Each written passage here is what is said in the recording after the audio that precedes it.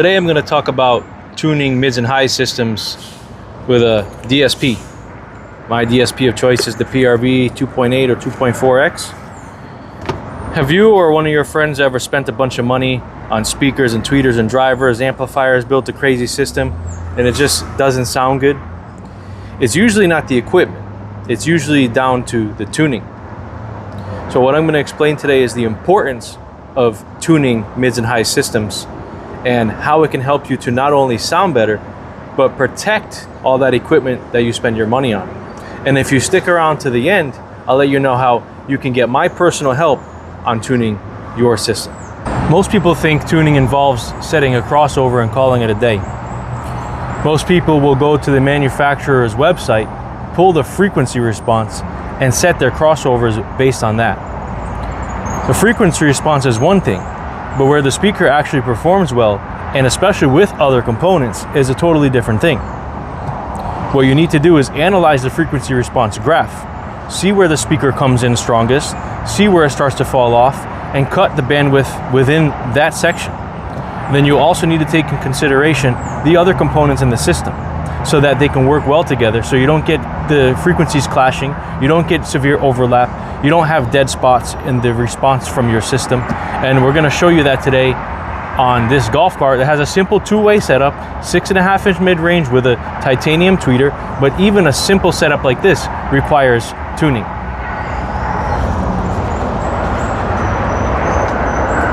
You're listening to somebody's system and it just sounds harsh, or it sounds like it's missing something, or the tweeters are just screaming at you. It's just bad tuning.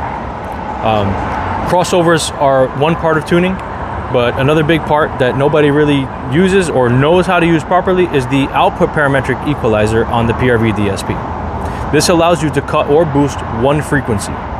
So what I like to do is I usually like to cut certain frequencies instead of boosting them, especially on speakers, because that is where you're going to take out the harshness or the shoutiness or the muddiness from a particular speaker depending on its frequency response.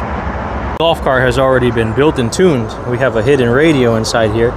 So we have the system on, so this is what feeds the DSP. You always need a source. Here are the speakers. We got 4 6.5 2 tweeters in the top, and the same down here in the bottom. These are sealed boxes. These are weather resistant. These do have mid-bass response, even though they're mid-range speakers, because it is in a nice sealed enclosure. It does hit pretty good.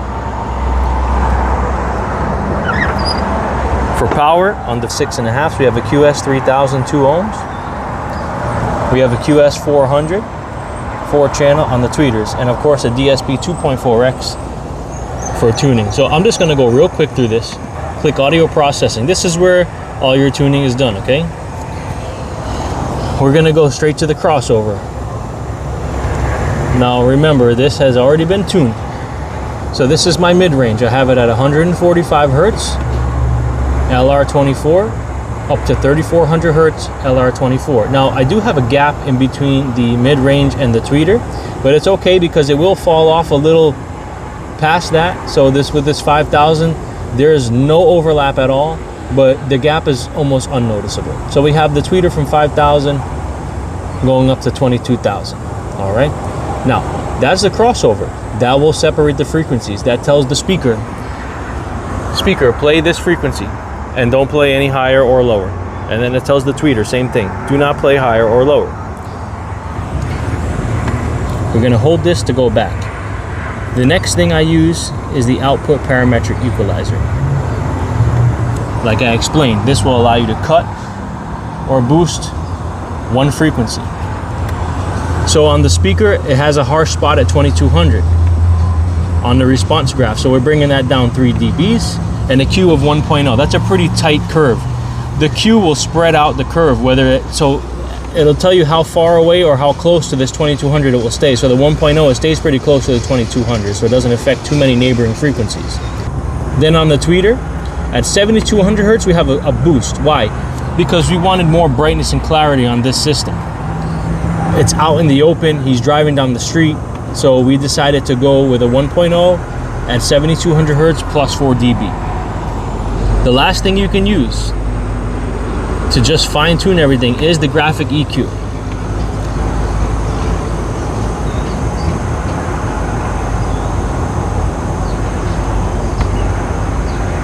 So I'm just going to scroll here. You can see all the bands that this has.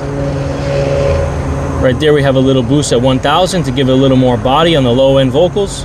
We took out 2 dBs on a 1.6, get rid of some harshness or muddiness, and so on and so forth. So this right here will depend on a lot of different things, and mostly is the components and how they work together. So that is the basics on how I tune a system. All the gritty details is really up to you. Depends on the speaker you're using, the tweeters you're using, the power you're using, and also the outcome you want. You can have some overlap if you want a more aggressive, more loud, more perceived loudness, which I'll explain in another video.